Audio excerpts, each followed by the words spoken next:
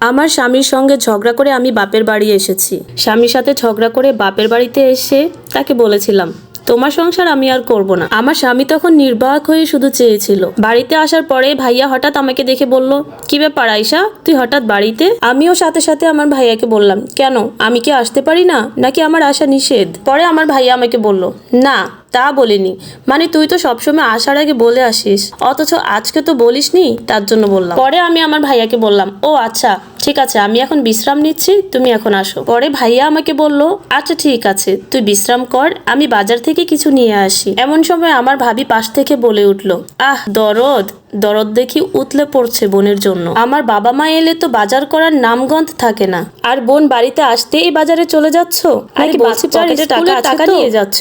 ভাবির এমন কথা শুনে ভাইয়া বলল, আরে তুমি এমন করে বলছো কেন, বুঝলাম না তো। তখন আমার ভাবি বলল, তোমাকে বাজারে যেতে হবে না, বাসায় যা আছে আয়শা তাই খাবে, শুধু শুধু তোমাকে টাকাগুলো নষ্ট করতে হবে না তো। ভাবির মুখে এমন কথা শুনে আমি কিছু বলবো কি ভেবে পাচ্ছিলাম না। পৃথিবীতে এই বাইটি ছাড়া আর কেউই নেই আমার, বাবা মা অনেক আগেই মারা গেছে। আমি বললাম, ভাইয়া থাক, বাজারে যেও না, বাসায় যা আছে তাই খাবো। ভাইয়া মুখটা ছোট করে ঘরে চলে গেল। মনে মনে ভাবি চায় না যে আমি এখানে থাকি। তার কথার ধরন শুনেই আমি বুঝেছি ভাবি চায় না আমি এখানে থাকি। তারপরেও কি করার, সেদিন থাকলাম। আমার স্বামী আমাকে কয়েকবার ফোন করেছে, কিন্তু আমি ফোন ধরিনি রাগের কারণে। কিন্তু মনে মনে ভাবছি, সেই তো এখন আমার সব। পরের দিন যখন আমার ভাইয়ের ছেলের সাথে আমি খেলছিলাম, তখন পাশের ঘর থেকে অনেক জোরে জোরে চিল্লাচিল্লি শব্দ পাচ্ছি। আমি একটু সামনে গেলাম আমার ভাবির কথাগুলা শোনার জন্য।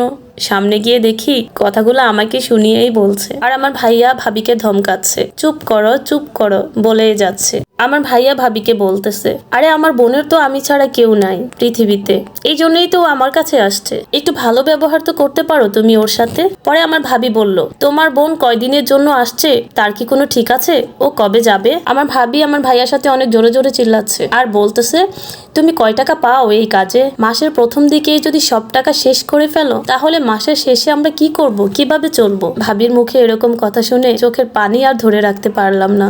তখন আমি আমার ভাইয়াকে ডাক দিয়ে বললাম, ভাইয়া আমি চলে যাচ্ছি। ভাইয়া বাইরে এসে বলল, এখনই যাবি? আমি বললাম, হ্যাঁ ভাইয়া, আমি এখনই চলে যাব, আমাকে তো এখনই যেতে হবে। ভাবিকে বললাম, ভাবি ভালো থাকবেন, আর সময় পেলে আমার বাড়ি থেকে ঘুরে আসবেন। আমার ভাবি বলল, আচ্ছা। তারপরে আর চলে আসলাম আমার স্বামীর বাড়িতে।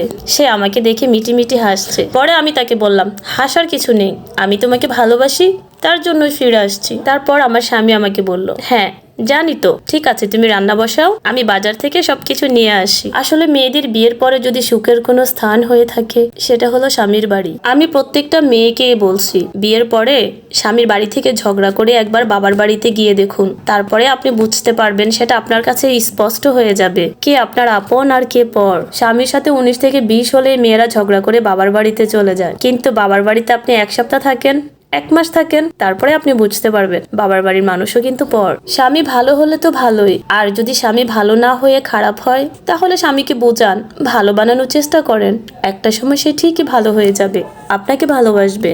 এই পৃথিবীতে বিয়ের পর মেয়েদের যদি সব থেকে আপন বলে কেউ হয়ে থাকে, সেটা হচ্ছে তার স্বামী। আমার সাথে এরকমটা না হলে আমি কখনো বুঝতেই পারতাম না। তাই প্রত্যেকটা মেয়েরই উচিত তার স্বামীকে রেসপেক্ট করা, স্বামীর সাথে সুন্দরভাবে সংসার করা। এটা একটা আপুর গল্প, আপু আমাকে বলেছে, তার জন্য আমি আপনাদের সাথে শেয়ার করলাম। ভিডিওটা যদি ভালো লেগে থাকে অবশ্যই লাইক করবেন, কমেন্ট করবেন, শেয়ার করবেন। আল্লাহ হাফেজ।